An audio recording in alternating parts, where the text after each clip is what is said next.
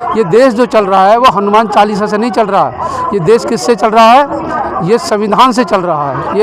ये संविधान चालीसा से चल रहा है। फोटो लगाने से काम थोड़ी चलेगा। बाबा साहब की तो विचारधारा है, तो विचारों को तो प्रकाशित कर रहे हैं, वो नहीं फोटो लगाने का काम। मुख्यमंत्री जी ने दारू को इतना सस्ता कर दिया कि बच्चा दारू पे लग गया है। शिक्षा खत्म होगी, रोजगार खत्म हो गया, कहीं अपनी वाइफ को पीट रहा है, कहीं अपने माँ बापों को पीट रहा है। इतनी बुरी स्थिति। अत्याचारों की अगर बात करते हैं हम लोग तो केवल बाबा साहब के द्वारा लिखा हुआ संविधान वही हमें बचा सकता है, दूसरा कोई नहीं बचा सकता। हिंदू राष्ट्र बन जाएगा तो संविधान कहाँ रह जाएगा? फिर संविधान तो खत्म हो जाएगा। हिंदू राष्ट्र के अनुसार थोड़ी बना संविधान। संविधान तो सब जातियों के लिए बना और देश को आज़ाद कराने में एक ने नहीं, सभी ने कुर्बानियाँ दी हैं। तो बाबा साहब ने सबका ध्यान रखा है, संविधान ने सबको अधिकार दिए हैं और ये देश संविधान से चलेगा, ना कि हिंदू राष्ट्र से। ताकत सबसे बड़ा कवच दलित समाज के शोषित उपेक्षित गरीब लोगों के लिए संविधान से बड़ा कवच, संविधान से बड़ा हथियार दूसरा कोई है ही नहीं सकता। तो आप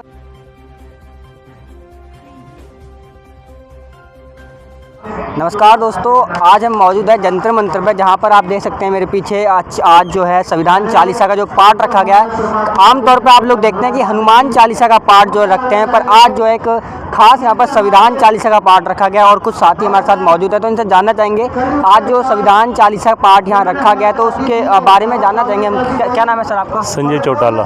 सर, जो संविधान चालीसा पाठ यहाँ पर रखा गया है उसके बारे में कुछ बताएंगे आप?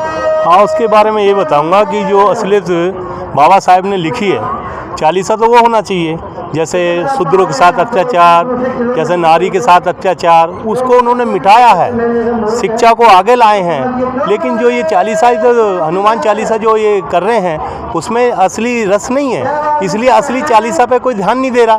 आज हालत ये है कि शिक्षा की कमी आ गई, स्कूलों में टीचर नहीं, पढ़ाई में इतना पैसा खर्च कर दिया, गरीब आदमी कहाँ से पढ़ाई कराएगा अपने बच्चों की, रोजगार नहीं। आज हालत इतनी बुरी हो रही है कि आज 4-4 महीने कर्मचारियों की तनख्वाह नहीं, कच्चे लोग लगाए जा रहे हैं तो उनसे भी पैसे लिए जा रहे हैं, उनकी भी तनख्वाह नहीं हो रही। तो ये बाबा साहब का अगर संविधान चालीसा नहीं पढ़ेंगे तो क्या करेंगे? क्योंकि उनको वही याद आ रहा है जो आज 70 साल पहले इतनी बुरी स्थिति थी हमारी कि ये हालत थी कि हम अपने ऊपर नरक ढो रहे हैं, गंद ढो रहे हैं और वो पूरी गंदगी पूरी टपक रही है नीचे। लेकिन हमने अपने हिंदुत्व को नहीं छोड़ा और वो सहन किया, मुगलों का भी हमने अत्याचार सहन किया, लेकिन हम झुके नहीं और अपना धर्म नहीं बदला। आज फिर भी हमारे साथ अगर इतनी छुआछूत है तो हमें इसलिए दुख है, इसलिए हनुमान चालीसा की जगह हम अपना संविधान चालीसा कर रहे हैं। पर देखा जाए तो बहुजन समाज पूर्ण रूप से जो हिंदू राष्ट्र बनाने की जो प्रयास कर रहा है, वो बहुजन समाज उसमें एकजुट है। एकजुट है, उसमें नहीं होएगा तो लगेगा मजबूरी पे, क्योंकि हालात ऐसी हो गई हैं। अब आना पड़ेगा सबको, क्योंकि धीरे धीरे सबको समझ आ रहा है। और ये समझ क्यों आ रहा है कि आज बच्चे घरों में नशे की तरफ, दिल्ली सरकार के मुख्यमंत्री जी ने दारू को इतना सस्ता कर दिया कि बच्चा दारू पे लग गया है। शिक्षा खत्म होगी, रोजगार खत्म हो गया, कहीं अपनी वाइफ को पीट रहा है, कहीं अपने माँ बापों को पीट रहा है। इतनी बुरी स्थिति आ गई है तो क्या करेगा वो? अच्छा, एक सवाल है, जैसे कि अगर हिंदू राष्ट्र बनाने की जो प्रयास किया जा रहा है उसमें बहुजन समाज भी कहीं ना कहीं एकजुट हो रहा है, तो अगर हिंदू राष्ट्र पूरी तरह से लागू हो जाता है तो क्या वहाँ पर दलितों की वहाँ पर क्या स्थिति रहेगी? जिस तरीके से अभी इसके अंदर एक बात है, देखिए हिंदू राष्ट्र बने लेकिन जो हिंदू असली है उसको कहीं भी उसको अछूत ना माना जाए, क्योंकि असली हिंदू तो वही है जिन्हें नरक ढोके भी इनकी सेवा करके, सफाई करके, इनके चाहे वो किसी भी कास्ट का। लेकिन जो दलित वर्ग में आता, अगर देखा जाए तो वाल्मीकि समाज है जिसको चूड़े से, भंगी से कितने अत्याचार हुए, लेकिन उनने अपना धर्म नहीं छोड़ा। वो हिंदू के साथ कल भी था और हिंदू के साथ आज भी है। बट उसकी पूरी परेशानियां, उन दुखों को उनको देखा जाए कहाँ जाएगा? जब वो मुगलों के टाइम में मुसलमान नहीं बना, हिंदू बनना अपने उसी में पसंद करा, अपनी बहन बेटियों की उन्होंने परवाह नहीं करी, लेकिन उसके बाद भी वो गंद ढोया, सब कुछ किया। आज वो हिंदू बना रहे हैं, हम तो पहले से हिंदू हैं, हमने कब कहा कि हम हिंदू नहीं है? पर वो कम से कम इधर ध्यान दें कि इन लोगों ने जब इस टाइम पे अपना धर्म नहीं छोड़ा, आज कैसे छोड़ सकते हैं भाई? हम भी आज भी साथ ही हैं। तो स्थिति क्या रहेगी उस टाइम पे? देखिए स्थिति, देखिए इसमें अगर मौका मिलता है बैठ के बात करेंगे, चर्चा करेंगे, हम उसके विरोध में नहीं है। हम ये है कि कम से कम वो इतनी गैपिंग ना आए, जिस तरह के लोग अफवाह फैला रहे हैं कि इस तरह का होएगा, ऐसा होएगा, लेकिन ऐसा नहीं होएगा, क्योंकि हमने तो अत्याचार झेला है। उन लोगों को पता पड़ेगी जो लोग आज अपने बने बैठे हैं, लेकिन हमारे समाज ने तो हमेशा मेहनत करके खाया, कल भी मेहनत करी थी और आज भी करी है और आज भी करेगा। तो सर आपका क्या नाम है? ये आपका नाम? सुरेश जैना। तो सर जैसे कि अभी उत्तर प्रदेश के अंदर घटनाएं सामने आ रही हैं, जिस तरीके से दलितों के साथ अत्याचार हो रहा है, कहीं घोड़ी पे नहीं बैठने जा रहा, तो अब कहीं एक मुनादी पिटवाई जा रही है, तो वहाँ पर पूर्ण रूप से अगर हिंदू राष्ट्र बना दिया जाता है भारत को, जिस तरीके से यहाँ पर कही जा रही हैं बातें, तो वहाँ पर दलितों की स्थिति क्या रहेगी? आपसे सवाल। सर देखिए, हज़ारों वर्षों से दलितों पर अत्याचार हो रहे हैं और आज भी हो रहे हैं। दलितों पर अत्याचारों की अगर बात करते हैं हम लोग, तो केवल बाबा साहब के द्वारा लिखा हुआ संविधान वही हमें बचा सकता है, दूसरा कोई नहीं बचा सकता। सबसे बड़ी ताकत, सबसे बड़ा कवच दलित समाज के शोषित उपेक्षित गरीब लोगों के लिए संविधान से बड़ा कवच, संविधान से बड़ा हथियार दूसरा कोई है ही नहीं सकता। तो आप हिंदू राष्ट्र बनाने को पूर्ण रूप से समर्थन देते हैं? ये देखिए, बात हिंदू राष्ट्र की बात करते हैं, आप ये बताइए कि हिंदू जो है, क्या हिंदू धर्म है? कौन सा धर्म है हिंदू, बताइए। किसी पुराने ब्राह्मण से जिसकी उम्र 80-90 साल हो, 85 साल हो, किसी बुजुर्ग से पूछना कि आपका धर्म क्या है, तो ये कहेगा, उससे कहना आप हिंदू हो, तो बना कर मैं हिंदू नहीं हूँ, वो कहेगा मेरा सनातन धर्म है। सनातन धर्म है, हिंदू कोई धर्म नहीं है। हिंदू क्या है? एक जीवन पद्धति का नाम हिंदू है। आप अपना समर्थन देते हैं हिंदू राष्ट्र बनाने को?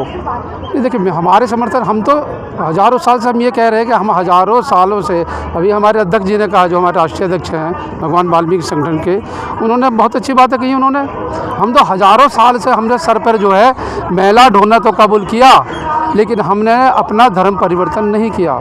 लोगों ने तो अपने धर्म परिवर्तन अपनी बहन बेटियां जो मुसलमानों को परोस दी, लेकिन हम लोगों ने आज तक अपना धर्म परिवर्तन नहीं किया। अच्छा, जैसे कि संविधान चालीसा आज जो आपने रखा है यहाँ पर, अब बात की जाए हनुमान चालीसा की, तो वहाँ पर टीवी मीडिया तमाम आ जाता है, लोगों की संख्या तमाम होती है, पर आज संविधान चालीसा में यहाँ पर संख्या जो ज़्यादा नहीं होती। देखिए, एक बात को बताऊँ आपको, जो अभी लोग जो है ना, अभी बात समझ नहीं रहे। देखिए, पढ़ा लिखा आदमी और आप जैसे लोग सब समझते हैं, ये देश जो चल रहा है वो हनुमान चालीसा से नहीं चल रहा है। ये देश किससे चल रहा है?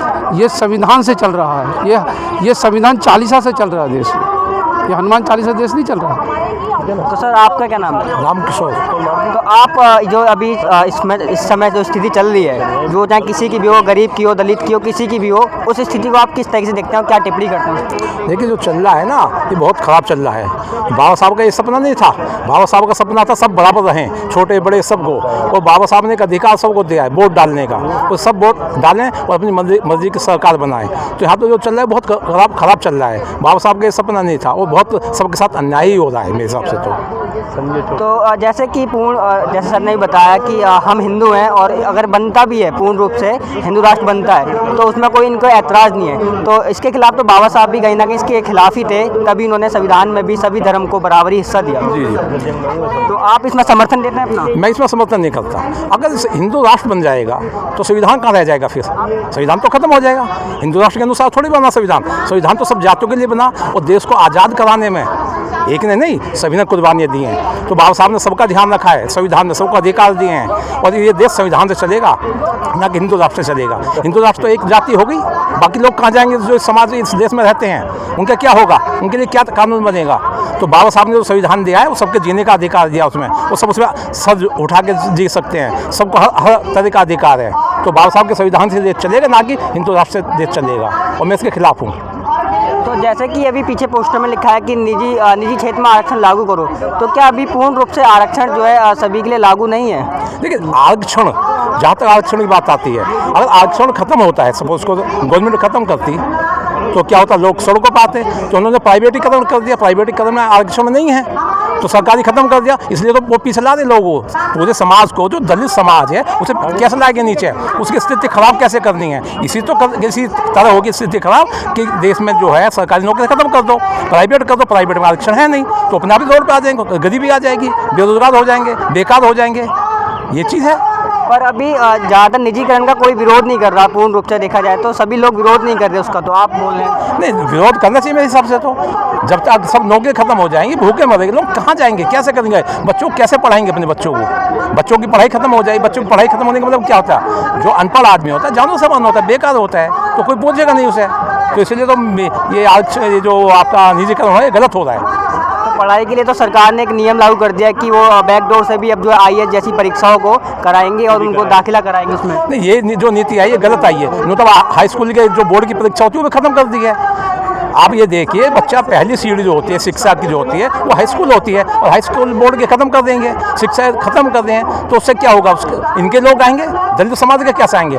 जो वहाँ बैठ के काम करेगा IAS में, पढ़ा लिखा आदमी होगा वही तो काम करेगा, या अनपढ़ आदमी काम कर लेगा वहाँ? और ये सरकारी स्कूल में पढ़ रहे हैं, कैसे पहुँचेंगे वहाँ पर? ये अच्छा, अरविंद केजरीवाल जी जो हैं दिल्ली के मुख्यमंत्री, वो बाबा साहब के विचारों की पूर्ण रूप से जो है समर्थन करते हैं, तो क्या वो आप उनसे अपेक्षा करेंगे कि संविधान बचाया जा सके? वो कुछ नहीं कर रहे, वो सिर्फ बेवकूफ़ बना रहे हैं, कुछ नहीं कर रहे हो। बाबा साहब की फोटो लगाने से काम थोड़ी चलेगा। बाबा साहब की जो विचारधारा है, तो विचारों को तो प्रकाशित कर रहे हैं, वो नहीं कर रहे, फोटो लगाने का काम कर रहे सब। इन्होंने प्रोग्राम चलाया था अप्रैल में। ये देखिए, ये सही है। वो अभी उन्होंने कहा कि दिल्ली में बहुत पढ़ाई हो रही है, संविधान पढ़ाया जा रहा है। कहाँ पढ़ाया जा रहा है संविधान? स्कूलों में नहीं पढ़ाया जा रहा। हमने बहुत लोगों से पूछा, सिर्फ कहने तक सीमित है। जब तक बाबा साहब की विचारधारा, बाबा साहब का मिशन नहीं लागू करेंगे ईमानदारी से, जब तक देश का भला नहीं होगा। विचारों को तो उन्होंने प्रकाशित किया जवायस को, बिल्कुल करा है। एक से थोड़ी काम चल जाएगा, ऐसे पूरे देश में होने चाहिए ना। हर गवर्नमेंट केंद्र सरकार इस चीज़ को लागू करे। वो तो एक राज्य तक स्थित है ना, वो तो सीमित। बिल्कुल, मैं आपकी बात से सहमत हूँ। तो एक बार कर दिया उससे काम थोड़ी चलेगा, उससे हमें बहुत कुछ काम। वो संविधान पढ़ाने की बात कर रहे हैं। हाँ, तो संविधान कहाँ पढ़ा दे? नहीं पढ़ा दे, स्कूल में नहीं पढ़ा दे ना। सब उन्होंने दफ्तरों में भी लागू कर दिया उन्होंने। नहीं, मैं भी अरे नहीं करा, कहीं कहने में करने में बहुत अंतर होता है। नहीं कर दे कहीं भी। नेता हमेशा कहता है, करता नहीं है।